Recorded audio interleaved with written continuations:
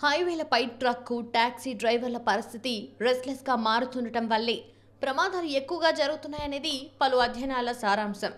దీన్ని దృష్టిలో ఉంచుకొని విదేశాల్లో వారి కోసం హైవేలపై వివిధ సౌకర్యాలను అందుబాటులోకి తీసుకొచ్చారు. విశ్రాంతి, ఆహారం వంటివి ఇందులో ఉన్నాయి. పైగా అక్కడ ట్రక్ డ్రైవర్ల క్యాబిన్లలో కూడా ఏసీ సౌకర్యం ఉంటుంది. వీటన్నిటిని దృష్టిలో పెట్టుకుని మోదీ ప్రభుత్వం పలు కీలక నిర్ణయాలు తీసుకుంటోంది. భారత్ మొబిలిటీ గ్లోబల్ ఎక్స్పో 2024 సమావేశంలో మాట్లాడిన ప్రధాని, వాహన రంగంలో డ్రైవర్లది కీలక పాత్ర అని, చాలా గంటల పాటు వాహనాన్ని నడిపే వారికి సరైన విశ్రాంతి ప్రాంతం దొరకటం లేదన్నారు. సరైన విశ్రాంతి తీసుకోకపోవడం వల్ల రోడ్డు ప్రమాదాలకు దారితీస్తోందని, ఫలితంగా వారి కుటుంబాలతో పాటు ప్రమాద బాధిత కుటుంబాలు కూడా రోడ్డున పడుతున్నాయని చెప్పారు.